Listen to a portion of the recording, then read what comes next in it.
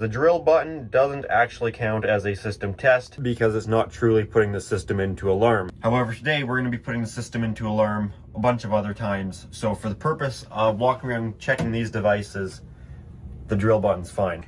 So let's get things started.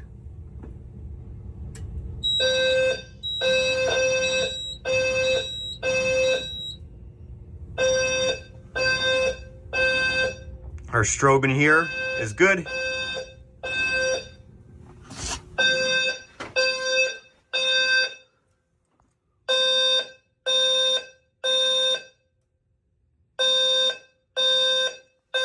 The sounder in this room is good.